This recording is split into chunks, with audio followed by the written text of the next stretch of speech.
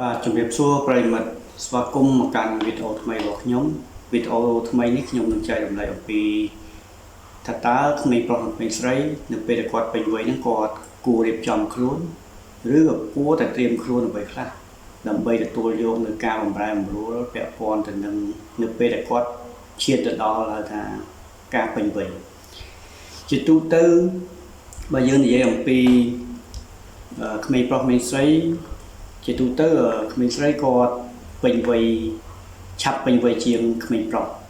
ពីព្រោះក្មេងស្រីយើងពាក់ព័ន្ធនឹងបច្ចុប្បន្ននេះមិនថារបបអាហារការហូបចុកអីយើងមានការហូបចុកគ្រប់គ្រាន់ហើយពាក់ព័ន្ធទៅនឹងការរីកលូតលាស់នៅផ្នែកសតិបញ្ញាស្មារតីទៀតដូច្នេះក្មេងស្រីគឺជាទូទៅគាត់ពេញវ័យនៅចន្លោះហៅថាអាយុគាត់ជំទង់គឺចន្លោះពី9ឆ្នាំដល់8ឆ្នាំរីឯក្មេងប្រុសវិញគឺការលូតលាស់ភាពពេញវ័យគាត់ហ្នឹងរៀងយឺតជាងក្មេងស្រីបន្តិចមានថាគាត់អាចលូតលាស់ចាប់ពីអាយុ10ឆ្នាំដល់4ឆ្នាំទៅអញ្ចឹងចន្លោះនៃការលូតលាស់ភាពពេញវ័យគឺវាចន្លោះអាយុប៉ុណ្ណឹងហើយចំពោះឪពុកម្ដាយឬក៏គាត់ដែលឈានចូលដល់វ័យជំទង់ហ្នឹងគាត់ត្រូវដឹងខ្លួនឯងច្បាស់ហើយខ្ញុំជឿថាគឺនៅពេលដែលគាត់ចាប់ដើមបំរែបំរួលពីវ័យជំទង់ទៅភាពពេញវ័យហ្នឹងគឺគាត់មានការប្រែប្រួល3ចំណុចទី1គឺការប្រែប្រួលផ្នែករូបរាងកាយរបស់គាត់ទី2គឺបំរែបំរួលផ្នែកផ្លូវចិត្តនិងអារម្មណ៍ទី3គឺបំរែបំរួលពាក់ព័ន្ធទៅនឹងផ្នែកទំនាក់ទំនងសង្គមចំពោះបំរែបំរួលផ្នែករូបរាងកាយជាទូទៅគឺគាត់មានការផ្លាស់ប្ដូរទម្រង់រូបរាងកាយរបស់គាត់តាំងពីដើមទ្រូងតាំងពីអវយវៈភេទរបស់គាត់គឺចាប់ដើមប្រែប្រួលហើយមួយទៀតគាត់នឹងផ្លាស់ប្ដូរពាក់ព័ន្ធនឹងសំឡេងមានការបែកសំឡេងបាទអ្នកខ្លះសំឡេងគាត់បែកទៅជាសំឡេងស្អកសំឡេងកឡូឬក៏អ្នកខ្លះគឺហៅថាសំឡេងស្រួយអីជាដើមបាទនេះគឺជាបំរែបំរួលផ្នែករូបរាងកាយហើយមួយទៀតគឺអ្វីដែលយើងចាប់អារម្មណ៍ក្មេងស្រីនៅពេលដែលគាត់ពេញវ័យគេសម្គាល់ទៅលើហៅថាការមករដូវដំបូងរបស់គាត់នេះគឺជាគេសម្គាល់អំពីភាពពេញវ័យរបស់ក្មេងស្រីចំពោះក្មេងប្រុសភាពពេញវ័យរបស់គាត់គឺគេសំដៅទៅលើហៅថាគាត់ចាប់ដើមមានតកាឬហៅថាសុបិនសើមពេលដែលគាត់គេងយប់ទៅយប់មួយនៅពេលដែលគាត់ពេញវ័យចាគាត់ឆ្ងល់ខ្លួនឯងថាហេតុអីបានជាគាត់មានសើមនៅប្រដាប់ភេទរបស់គាត់អាហ្នឹងគឺហៅថាតការបស់គាត់បាទអញ្ចឹងក្មេងស្រីនៅពេលគាត់ពេញវ័យគឺគាត់ចាប់ដើមមានរដូវឬហៅថាមានថ្ងៃខែហើយតែខ្មែរយើងហៅថាគាត់ចូលដល់វ័យគ្រប់ការចំពោះក្មេងប្រុសគឺគាត់មានតកាជាលើកដំបូងឯងបាទអញ្ចឹងនៅពេលគាត់មានតកាជារគាត់ហ្នឹងគឺពេញវ័យហើយបើសិនជាគាត់មានការរួមភេទជាមួយស្ត្រីឬក៏ក្មេងស្រីដែលគាត់មានភាពមានគ្រប់អាយុឬគ្រប់ការគ្នាហ្នឹងហើយវាអាចនឹងមានកូនមានអីជាដើមមួយទៀតបំរែបំរួលផ្នែកផ្លូវអារម្មណ៍ផ្នែកផ្លូវអារម្មណ៍នេះមិនថាក្មេងប្រុសថាក្មេងស្រីទេគឺគាត់តែមានអារម្មណ៍ឆាប់ឆេវឆាវឆាប់ម៉ៅឆាប់ខឹងបាទហើយមួយទៀតគឺគាត់មានអារម្មណ៍បែបសេចក្តីស្រឡាញ់មានមនោសញ្ចេតនាឬស្នេហាក្មេងស្រីខ្លះគឺនៅពេលដែលគាត់ចូលដល់វ័យជំទង់ពេញវ័យគ្រប់ការហ្នឹងគឺគាត់មានអារម្មណ៍ចេះស្រឡាញ់មនុស្សភេទផ្ទុយគ្នាគាត់ចេះចាប់អារម្មណ៍ទៅលើបុរសចេះចាប់អារម្មណ៍ទៅលើក្មេងប្រុស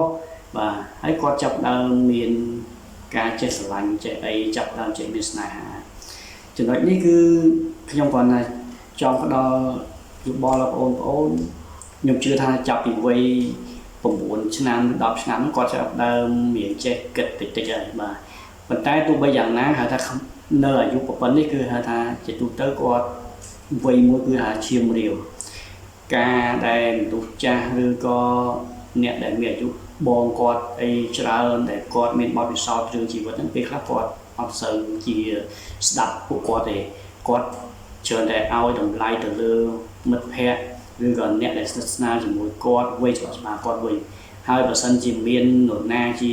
តារាដែលជាអាយដលគាត់វិញគឺគាត់ចូលចិត្តធ្វើត្រាប់តាមអ្នកហ្នឹងបាទអញ្ចឹងពាក់ព័ន្ធសម្រាប់រូបតែអារម្មណ៍ផ្នែក អស់នេះគឺជាទូទៅគាត់គឺមានអារម្មណ៍ចង់មានស្នេហាប៉ុន្តែគាត់ចង់បញ្ជាក់បងប្អូនថា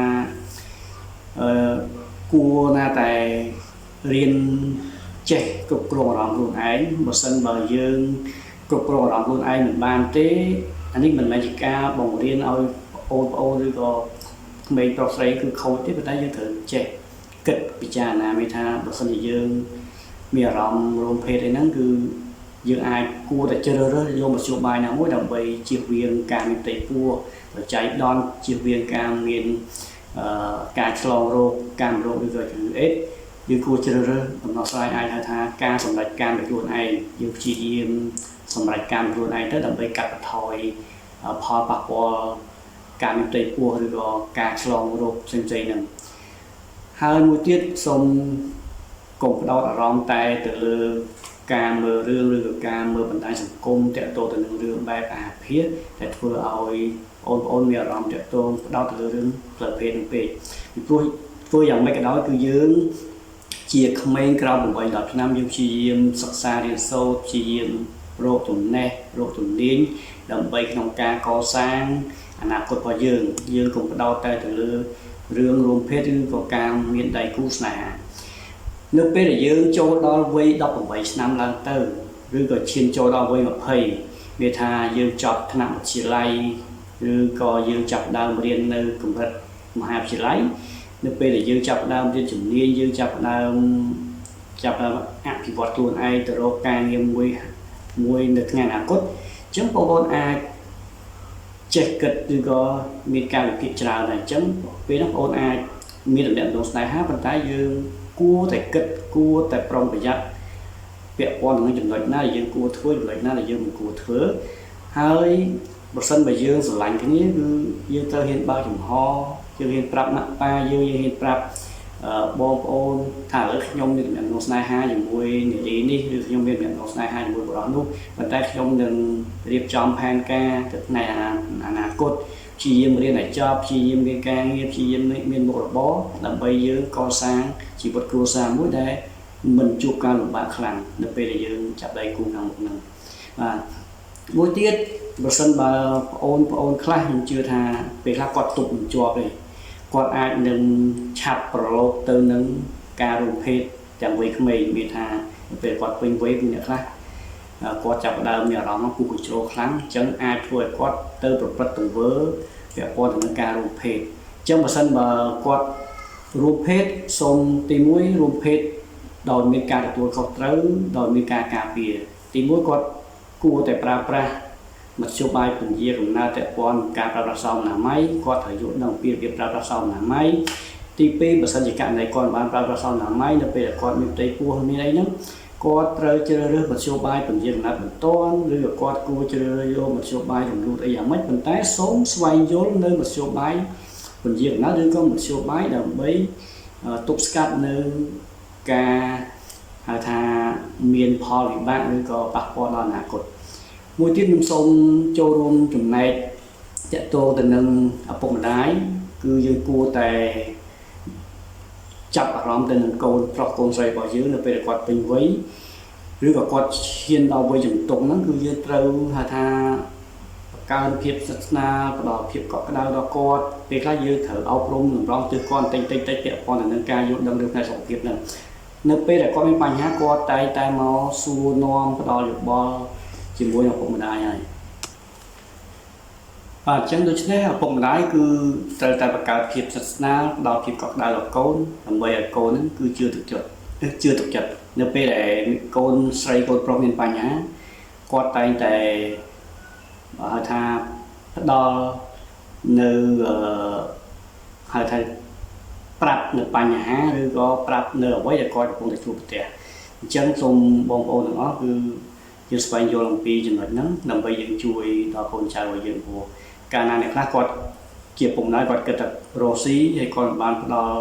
ភាពកក់ក្ដៅឬក៏ស្និទ្ធស្នាលដល់កូនអញ្ចឹងពេលខ្លះបើកូនមានអារម្មណ៍កដោតកដែងឯកាពេលខ្លះគាត់មានបញ្ហាអីគាត់អត់ហ៊ាននិយាយទៅកាន់ពុកម្ដាយគាត់ដែរពីព្រោះពេលខ្លះគាត់បារម្ភថានៅពេលដែលគាត់បង្ហាញបញ្ហាឬក៏ឧបសគ្គអីដើម្បីឲ្យពុកម្ដាយគាត់ជួយដោះស្រាយបែរជាមិនមានដំណោះស្រាយវាទៅជា ជាការស្ដីបន្ទោសជាការទម្លាក់កំហុសអីមួយបាទអញ្ចឹង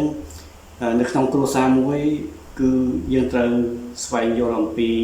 អិរិយាបថរបស់កូនយើងហើយនៅពេលដែលកូនយើងមានបញ្ហាអីហ្នឹងគឺយើងព្យាយាមដោះស្រាយអត្ថភាពហើយព្យាយាមណែនាំអប់រំគាត់តម្រង់ពីតូចទៅបាទចាប់ពី5 6 7ឆ្នាំទៅគឺគាត់ចាប់ដើមរៀងដឹងបាទគាត់មិនចេះគិតវិញចឹងតែគាត់ចាប់ដើមដឹងអញ្ចឹងកាលណាយើងផ្ដល់ភាពកក់ក្ដៅជាមួយគាត់ភាពស្និទ្ធស្នាលជាមួយគាត់ខ្ញុំជឿថាកូនប្រុសខ្លះគាត់ស្និទ្ធស្នាលជាមួយម្ដាយអញ្ចឹងពេលគាត់មានបញ្ហាគាត់អាចទៅប្រាប់ម្ដាយ